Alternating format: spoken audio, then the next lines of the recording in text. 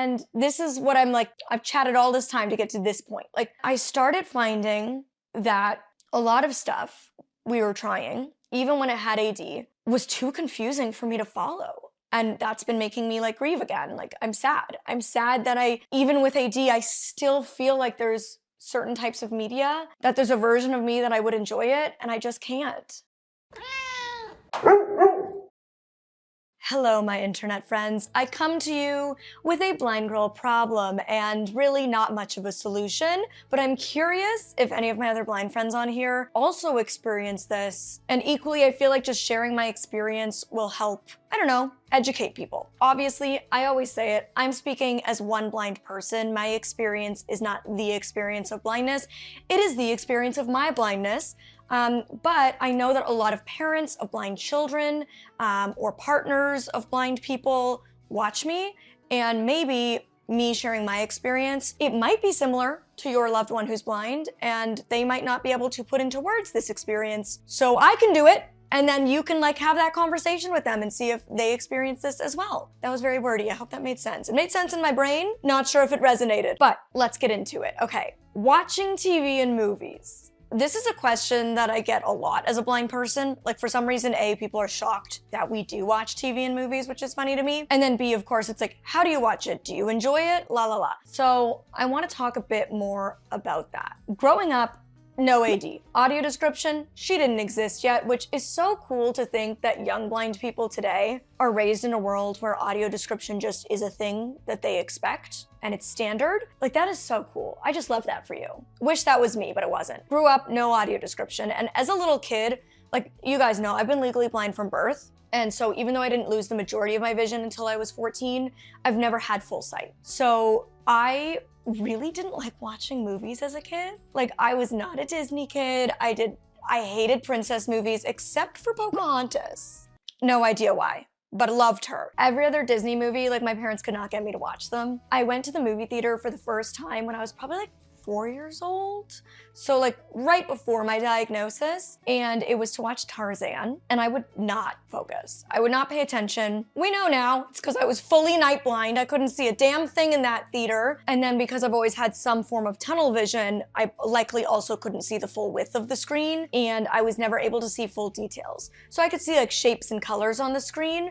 I could even see like faces, but like not the way that sighted people can. So I never really loved watching a lot of television growing up. My favorites were Barney, which I think likely was because he was so easy to see. The purple and the green was very high color contrast, the big white outline of his smile. And then I also loved Winnie the Pooh. I still love Winnie the Pooh, let's be honest.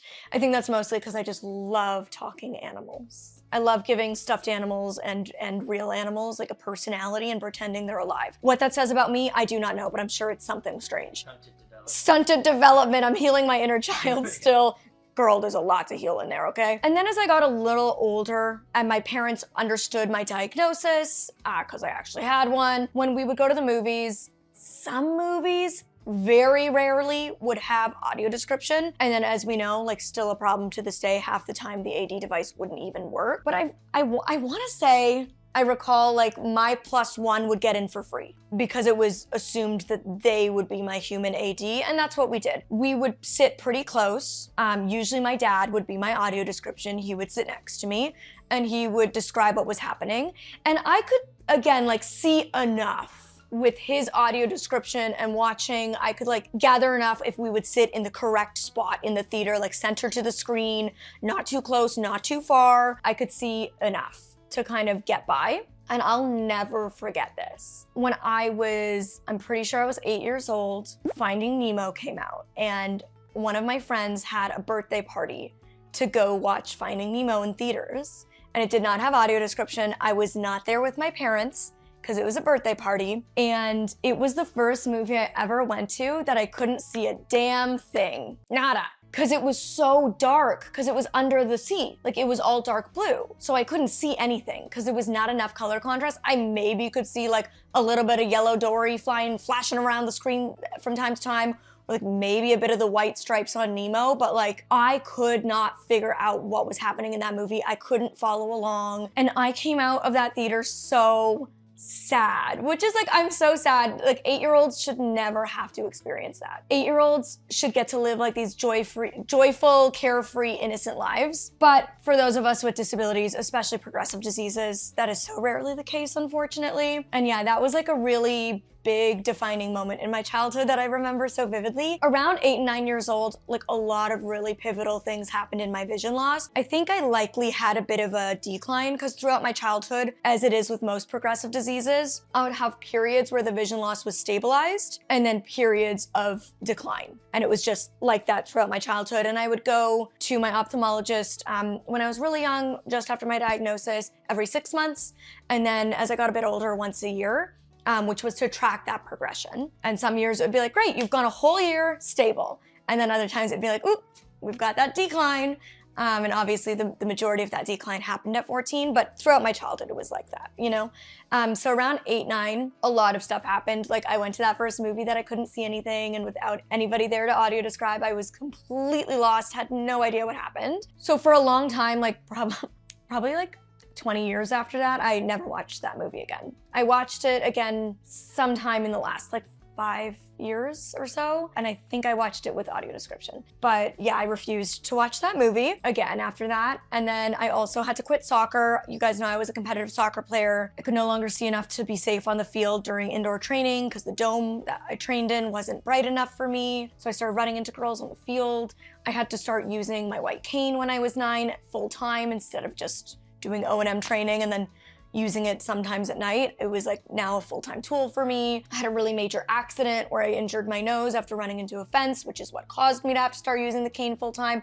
So like 8, 9 was a really rough period for me. But yeah, that was like a really big moment in my childhood with watching movies and television. And then when I was 14 and I did lose the majority of my vision, I basically stopped watching TV and movies. There is probably like a 10-year span of television and movies that I have not watched. A lot of like really big cultural things for us millennials, like all those like teenage things that a lot of my friends were watching and my peers were watching.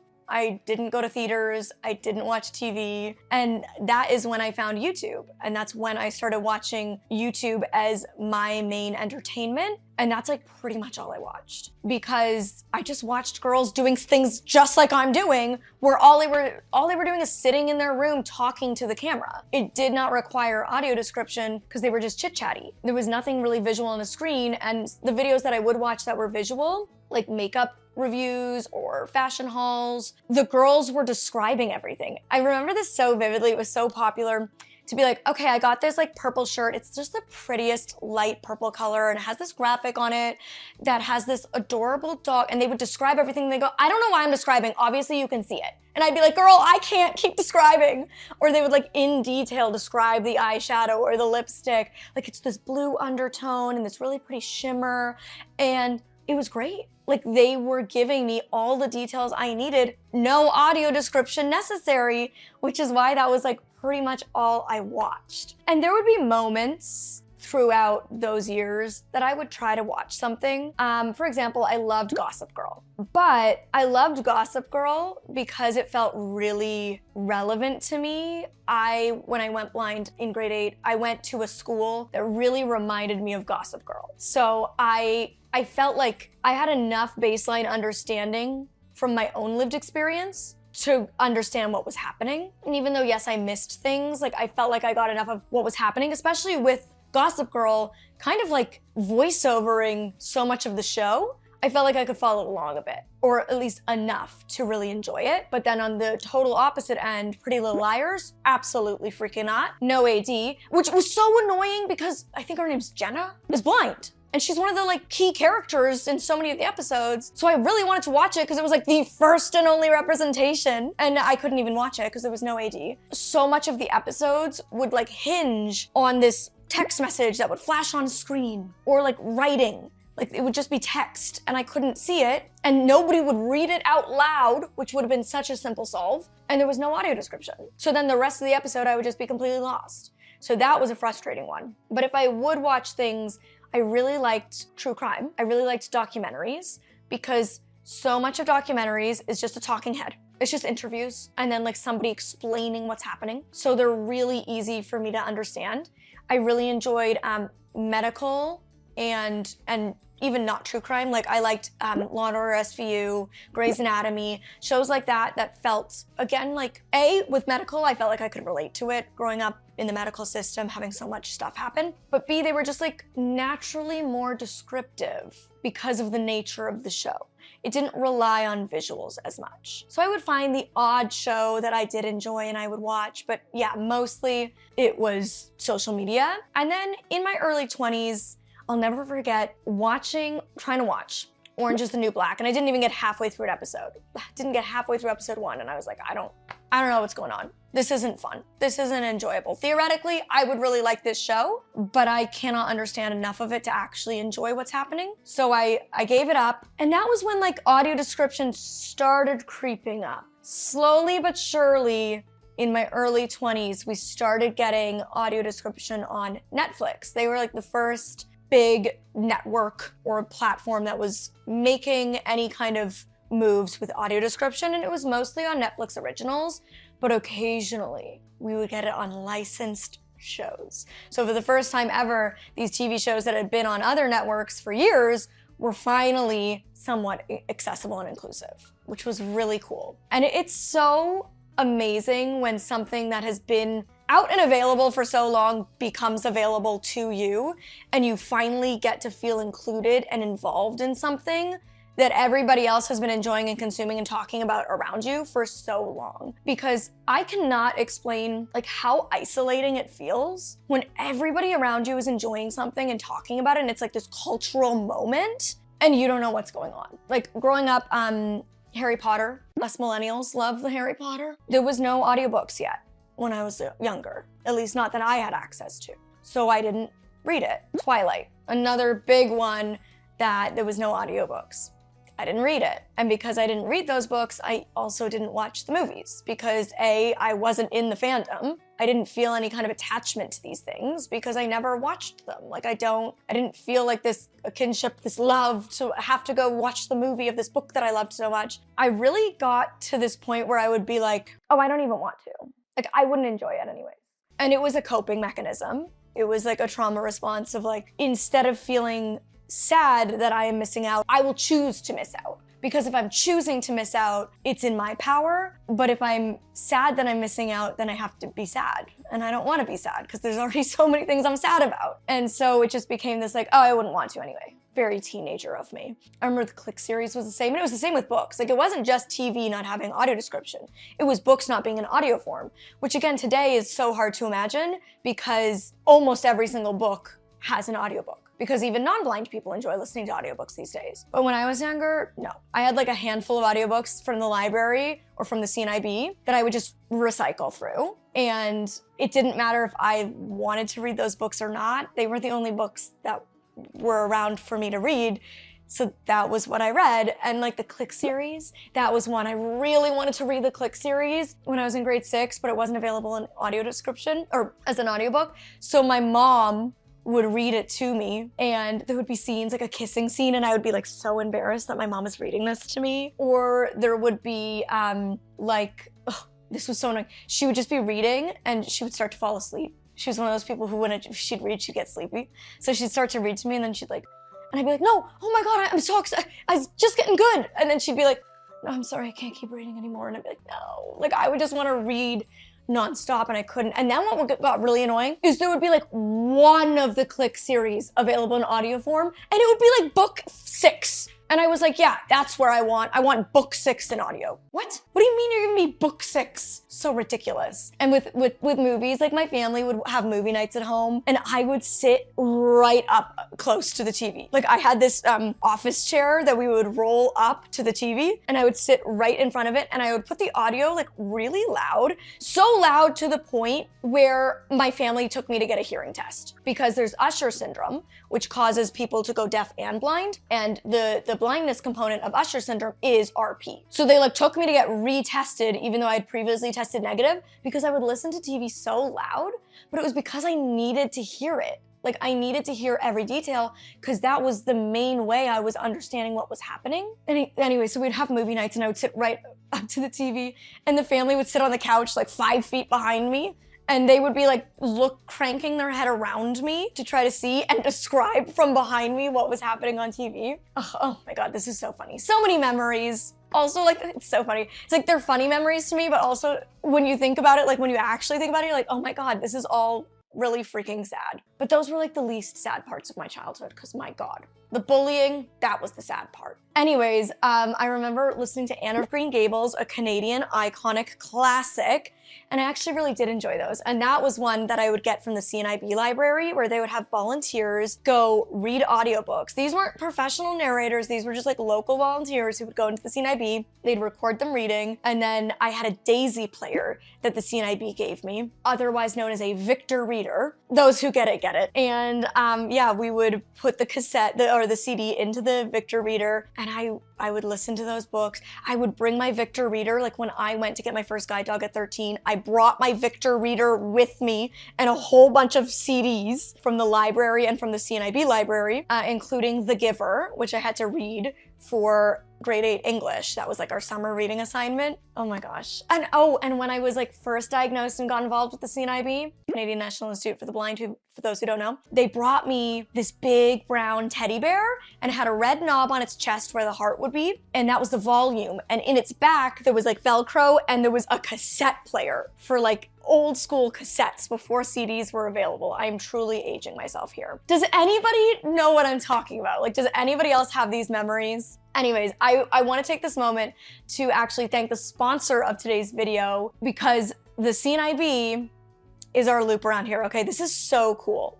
So the sponsor of today's video is Historica Canada and their Heritage Minutes. So their Heritage Minutes are a collection of 60-second short films. And I say short films because these are literally like mini movies. It's actually so crazy that they the production value that they put into these 60-second videos is so wild. It's incredible. Like, they have actors, it's scripted, they have sets. It's very cool. And it's these collections of short films about really historic moments in Canadian history. So stories, events, or people. And they recently did one on Edwin Baker, who is the founder of the CNIB, Canadian National Institute for the Blind. So Edwin Baker was blinded in the First World War, and when he came home, him and 6 others started the CNIB to give other blind Canadians coming home from the war resources to basically get skills that they needed, accessible tools that they needed so that they could integrate back into society and continue to have independence, autonomy, and get opportunities like employment again. And so they did this piece on him and his story, which you have to go watch. They have an audio described version, which we love. They actually had a former member of the CNIB consult on the project. The main actor who plays Edwin Baker is legally blind. They really did their best to create this in a way that is authentic to our community, that is inclusive, and it is the first piece they've ever done on a blind Canadian, and the second piece they've ever done on a Canadian with a disability. So this is a really big moment, very important, and they have so many other interesting pieces. You can watch their YouTube video. I'll link both the audio described version and the non-audio described version on their YouTube channel down below. I'm also gonna link their Instagram. You don't have to be Canadian to find this stuff interesting. Like, if you just enjoy really high production value videos, but you have a low attention span like so many of us do these days, that's your place. You can just scroll so many interesting pieces if you love history. Anyways, the CNIB is obviously such a huge part of my life and my journey. I've been involved with them since my diagnosis, and I honestly didn't know their history, so I really enjoyed learning about it. And it's just, I don't know, I don't know why I didn't think of this, but I didn't realize it was started by a blind person, which I probably should have realized that, but I didn't. So I don't know, it was really cool for me to learn about that history, and I really encourage you guys to check it out, especially for those of you who are involved with the CNIB as well. Anyways, enough about audiobooks, back to television. I feel like it's all interconnected because it's entertainment and media, but this is meant to be about audio description. So then we jump back to being in my 20s when audio description started becoming more available. And the first time I realized what a huge difference it made to me was when I went back when Orange is the New Black got audio description, and I watched it and I fell in love. This very same show that I had tried to watch and couldn't even get through half an episode, I watched all of the seasons back to back, binge watched it, couldn't stop, riveted. And I was like, oh, that's what a difference this makes. This audio track that simply gives basic important information woven throughout in between audio, which is such an art form. Like how they manage to watch the show or movie, script out what they think is important for the dialogue to then make sense, and then figure out how to quickly insert it, very impressive. Like something that seems so simple went from me not enjoying something and thinking, it's just not for me, to loving it. And it was from then on, I think, that I stopped watching anything that didn't have AD. If it didn't have AD, I'm not watching it because I realized that I'm not gonna enjoy it. It's almost like this thing where you don't know what you're missing till you have it. And once I had it, I was like, oh, I was missing way more than I thought I was. So obviously it was limited, and that's why I just became like such a Netflix stan. And I like at first, and I hear this from some other blind people who are more like low vision, where they can have that same experience where they can watch and get enough of what's happening to not put AD on, and they're like, oh, I find AD annoying. I was like that at first. And you know why? Because I was getting so much more of the information than I was ever getting before that it felt overwhelming. Like I remember writing a string of tweets criticizing Netflix's AD. And I was like, I don't need all this information. This is too much. It's overwhelming. But it's only because I never had it before. And the more I watched it, the more I was like, yes, give me all this information. This is great. And it became pretty limited. Like I could only watch Netflix basically because they were the only streaming platform, being like the first of the game, that had AD. So I watched like all their originals, and I also got super into podcasts, even more into audiobooks because it was becoming more readily available. And I found like the things that I really loved, but it's really weird. I'm at this place now where I really love watching nostalgic media. So things that I loved as a child, I love rewatching with AD because I get a whole new perspective on this thing that I already enjoyed, but now I also have the AD track to it. So think like Freaky Friday or Mean Girls, like those kind of movies. I love rewatching.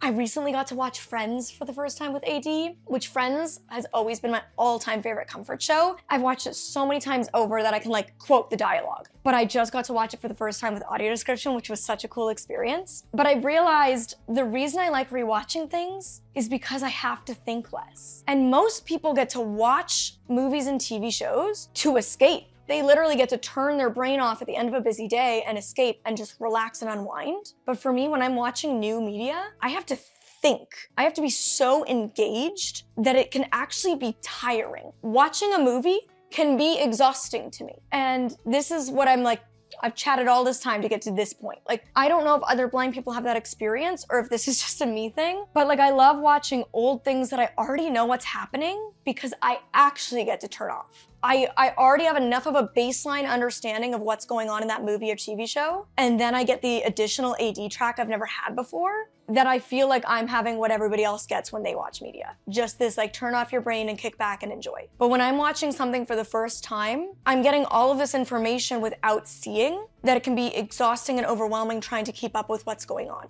And after my boyfriend and I, because my boyfriend and I, as you guys know, like we moved in 9 months ago, we moved in June 1st. And yes, like when we didn't live together, we would have like the odd movie night or something, but for the most part, like when we would get together, we would be like going out on adventures and stuff like that. Like we didn't have this like routine of watching a lot of media together. So it's been a new experience in our relationship to start consuming a lot of media, kind of like every evening, watching a show together or a movie on the weekends. I think most couples have this experience of like, a lot of couples have different taste in media. So I think every couple has to find like a hybrid of like, you have your show, I have my show, we have our shows. And those are all different things. But I think it's been even more of a challenge for us to find those things. And in doing so, in experimenting with all these different shows and movies, I've come to some realizations of like why I like certain genres and have never liked others, and why I am almost so like narrow in what I like to consume. And it's not just my taste, it is what is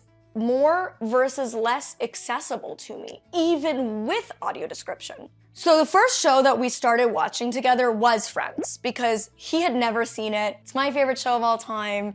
And we had this like funny little agreement because he loves Star Wars. So the agreement was like, okay, you watch Friends with me, I'll watch Star Wars with you. And we'll like learn about each other's favorite media. So we watched it, like I said, first time with AD, it was so fun, we really enjoyed it. It was great. It ended, and we're like, okay, let's find another like nightly TV show. Something snackable, short, like that same kind of vibe. I had never seen How I Met Your Mother, and he really enjoyed it. So he's like, I think you'll really like it. No AD. We try to find it, we cannot find it with AD. At least not without purchasing. I don't think we found it for purchase with AD, but if it is available, I don't know. But for streaming, wasn't available. And we're like, okay, well, let's give it a go anyways. I don't typically watch media without AD, but like, we'll give it a go. He's here, he can kind of AD it for me. So much less enjoyable. I could not get into it. And like, theoretically, I think I would like it, but I could not get into it. So we were like, okay, not an option. And this is where we started this like rabbit hole of trying to find shows. And I started finding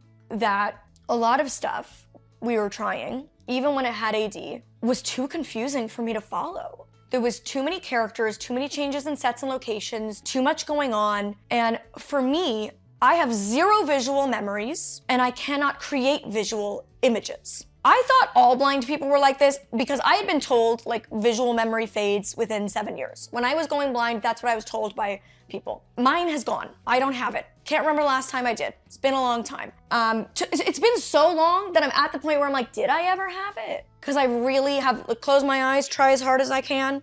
Nada. It's just flashing lights from my Charles Bonnet syndrome. That's all I've got. You can learn about that in this video. And so even when they're describing stuff, I'm not picturing it. So I get so lost. I get so confused. And my boyfriend, like, he's a film guy. Like, he went to film school. This is his passion. And especially the visuals. He's a cinematographer. So like the visuals are what he does, which is ironic and funny because his girlfriend is blind. Although also very convenient because he's really good at describing things. He loves like sci-fi and fantasy. I cannot understand what's happening. So like if I've never touched it and I can't create a visual image of it, I cannot understand what that is. Like there's no way I can conceptualize it. With fantasy and sci-fi, so much of it is made up. It's non-existent things that they've created for this new world in this show or movie or book. And I'm like, I cannot understand. You can give me as much AD as you want. You can describe it as much as you want. If I can't put my hands on it, like I'm such a kinesthetic learner, I need to touch things to get what's happening. Again, because I have like zero visuals. So fantasy and sci-fi, like really, really hard for me. Very visual shows that have like, they're really like artsy and indie and the stuff that he often really likes because it's very visual. I'm lost. It is exhausting. I am like literally drained by it. I am trying so hard to focus and my brain just keeps wandering off in all sorts of directions because I'm like struggling to get what's happening. And it's not entertaining or fun when all you're doing is like trying to understand what's going on. It's not like why we sit down and watch movies or TV. I've realized like the reason I love a show like Friends so much is because it's dialogue heavy. There is like 3 to 4 locations ever in 99% of episodes. It's like Monica and Rachel's apartment, Joey and Chandler's apartment, sometimes Ross's apartment, the coffee shop, and occasionally one of their workplaces. And that's it. And it's like 6 main characters in every episode. They all have very distinct voices and personalities, easy to tell them apart. Rarely is there a new character introduced, or if they are, it's like really simple to follow the storyline. And that's like really simple for me to get. And it's all based in like reality. It's a real experience. It's relatable. I understand it. And yeah, so it's been like frustrating for me because I think growing up, I was so used to not having access to most media. And like I said, like making this decision like, oh, it's fine, I wouldn't want to anyway. But then when I got access to AD in my 20s and I started watching all these things with AD that I really enjoyed, I was like, oh, I have like this equal playing field. I have access to all these things. It's great, like it's fine. But now that I'm tiptoeing out of my little bubble and trying new things, I'm like, oh no, even with AD, my blindness still removes enjoyment from certain forms of media. And that kind of sucks.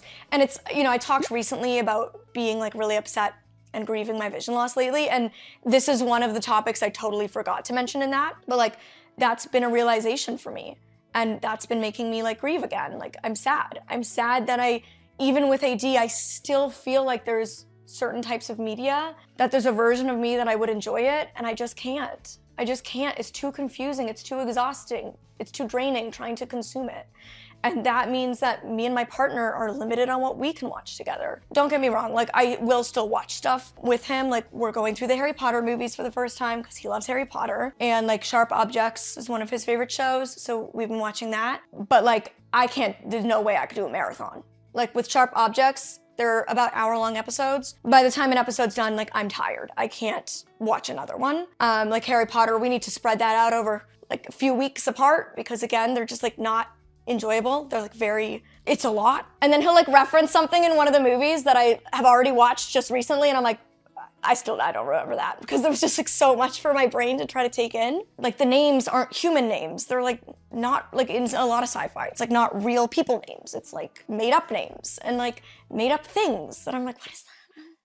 I don't know. I just find it really hard and I hate that. I feel like there's this limitation that even accessibility like AD doesn't solve. And I don't know if other blind people have this issue because I know that some blind people do have visual memories and can create visual images, which by the way, you're so lucky and I'm genuinely very jealous. I try not to be a jealous person. I am jealous of that because I just can't. Nada. There's nothing in there. Anyways, we found Big Bang Theory. I was just about to. Smooth brain. Nothing in there. The smooth brain. I'm like Elton John. There's just a smooth brain in there. No lumps, no bumps. Everything just slides right off. So we finally found something that I do really enjoy, and it checks all the boxes of Friends. Very few locations, very few people, same cast every time, short episodes, very snackable, very audio heavy. And okay, there is an AD track, but it's the worst AD I've ever experienced. And it's crazy to me because Big Bang Theory is a very popular big show, and it's on HBO Max, a very big streaming service. So why does the AD suck so much? I did some digging because when you're watching a show with AD, it does tell you who did the AD at the end. Like descriptive video works is one you really commonly hear. And it's funny when you watch a lot of AD, you hear the same voices over and over again, which I love. And this one, I realized I had never heard their name before. And then I looked them up and they're mostly known for captioning. So I was like, maybe that's why their AD sucks. And for those who don't listen to AD and are like, what sucks about it? Every episode, the voice changes, which is just a jump scare. I want to just get used to a voice that blends in because that's what it's like with when you're a screen reader user or you listen to AD. When I'm reading a text message with my voiceover, I'm not even like realizing I'm listening to voiceover. I just think I'm reading it.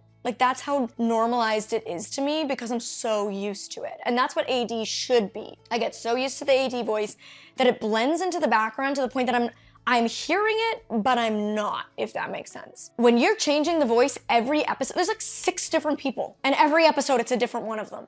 And it's between men and women. So it's really like all over the place. And the scripting is just not great for it. Like they're not giving me the best information. And one of the episodes, the AD track was off. They have to like line up the audio track with the AD track, and they didn't. So the audio description is over top of dialogue, and then there'll be like the break in dialogue where the AD would typically be, and it's just not there. So they like were off by like 10 seconds. It was so weird. So that whole episode was a wash. We just couldn't enjoy it. Very weird. I've never seen that happen ever except for this one. So I don't know.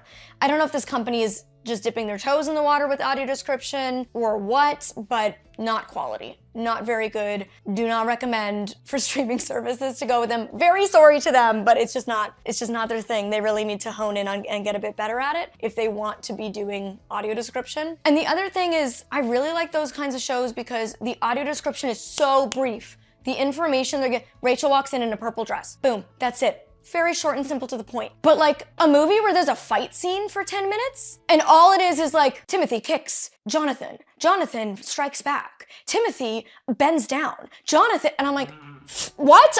Like by the time we're 10 sentences in, I'm like, wait, what was happening again? I don't know, this video is so much longer than I intended it to be and than it needed to be. But like, I just feel like there's so much to talk about. If you're blind, give me your recommendations. What do you watch that you find easy to consume, has audio description, and is like really enjoyable for you? And if you can create visual images, screw you, number one. Just kidding, I love you, but screw you. And what do you, like, what's your experience like when you're watching what I would consider very visual media? Do you create, like, does the audio description help you create these full visuals? Very curious. And for those of you who are like, I don't need audio description, it's too annoying. push through the annoying phase, and I promise you'll get to the point where like, wow, this is so helpful.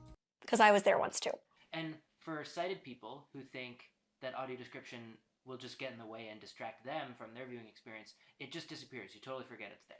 Right? See? Like I said, I forget it's there. It just gives me the information, and it's good to know that, like, yeah, my sighted friends and family who watch with me, they also find it disappears. They don't find it distracts from their viewing experience. And for the loved ones of blind people, whether you're a romantic partner, a parent, whatever, maybe my experience gives you some insight as to why your loved one struggles to watch certain things, doesn't enjoy them. Maybe they're not enjoying them because they're struggling to keep up and understand.